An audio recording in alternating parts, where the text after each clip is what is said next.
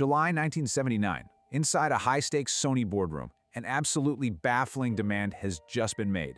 The co-founder of the company is staring down his top engineers, ordering them to build a product that completely defies all conventional logic.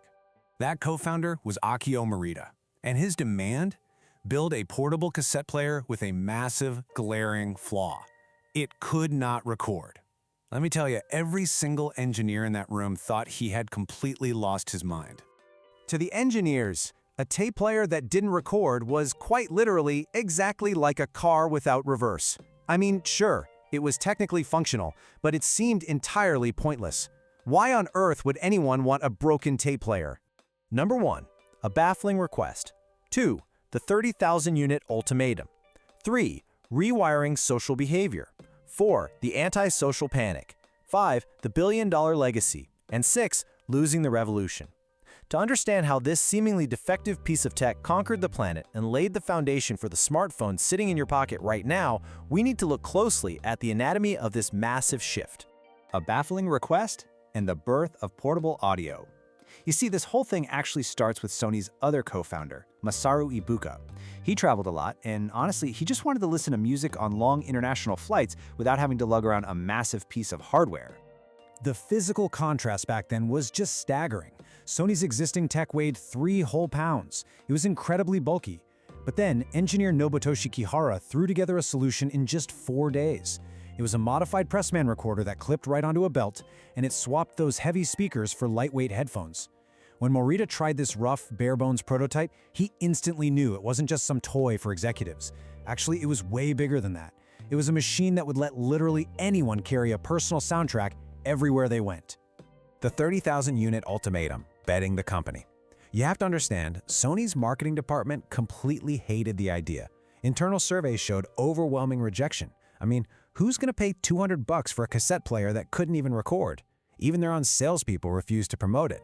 But Morita stubbornly overruled everybody, staking his own personal reputation on this little device. He laid down a terrifying ultimatum. Sell 30,000 units in 3 months or he would personally resign. Now, month 1, an absolute disaster. Actually, disaster might be an understatement. They only sold 3,000 units. The executives were quietly preparing their contingency plans. But then, something crazy happened. The few people who did buy them started actually wearing them outdoors, on trains, sidewalks, in the parks, and suddenly a massive word-of-mouth explosion ignited. By September, the factories were running around the clock. Within just 2 years, Sony had sold over 1.5 million Walkmans worldwide. They simply couldn't manufacture them fast enough. 3. Rewiring human social behavior, the birth of the personal bubble.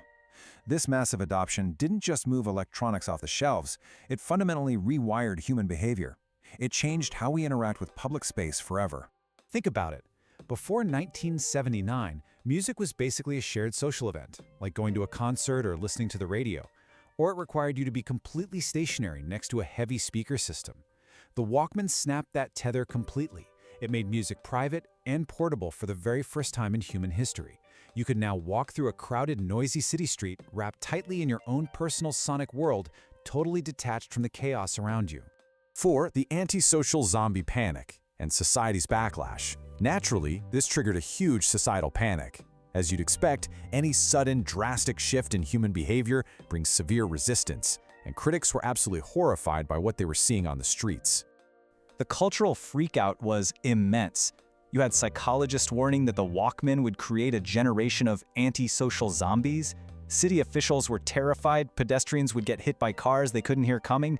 Schools just straight up banned them entirely, and commentators wrote these incredibly dire op-eds about the death of shared experience. But while they were so busy fearing social isolation, they completely missed the deeply personal relationship individuals were forming with their music. Because this new private relationship gave rise to something truly special, the mixtape. Curating a cassette became one of the most revealing and intimate forms of communication you could have in the 1980s and 90s. Making a mixtape for someone was crafting an emotional soundtrack. It was an entirely brand new social dynamic, and honestly, it was often way more personal and revealing than writing a letter. 5. The billion-dollar legacy, conquering the planet. This cultural shift evolved at lightning speed into a billion-dollar legacy, giving Sony all the momentum they needed to completely conquer the globe. The commercial success here was just undeniable.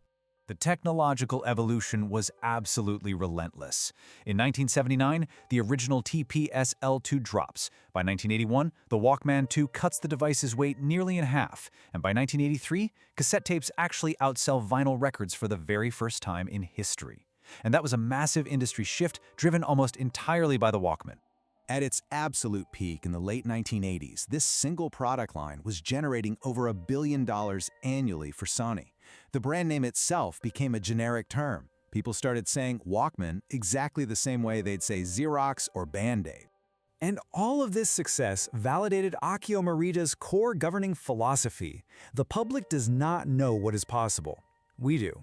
He didn't rely on focus groups, he didn't do A/B testing, and he sure didn't iterate based on user feedback. He simply saw a future no one else could see, and he bet everything on it. 6. Losing the digital revolution, and the final irony. Because this triumphant rise ultimately ends in a really tragic irony. To fully grasp the weight of the Walkman's history, we have to examine how Sony eventually lost the very revolution they started. See, when digital music arrived in the late 1990s, Sony was totally paralyzed. They were way too busy protecting their extremely lucrative physical CD sales over in their record label division to build a proper digital Walkman. And that hesitation left a massive vacuum for Apple. Steve Jobs, who, by the way, openly cited the Walkman as his primary inspiration, stepped right in and launched the iPod in 2001. Akio Morita passed away in 1999, just 2 years before that iPod launch. So he never actually had to see Apple completely devour the portable music market he had single-handedly created. In 2010, the very last cassette Walkman rolled off the production line. There was no big ceremony for it, just a quiet little press release. 3 billion. Think about that for a second. Every single day, roughly 3 billion people on Earth put small electronic devices in their ears as they move through public space. Every single one of those people is currently living inside the world Akio Morita imagined. He didn't invent headphones, and he didn't invent cassette tapes. He invented the idea that you deserve your own soundtrack. Everywhere you go, for every single moment of your life. An idea that completely conquered the planet. But, as the Walkman reminds us, inventing the future doesn't guarantee you get to own it.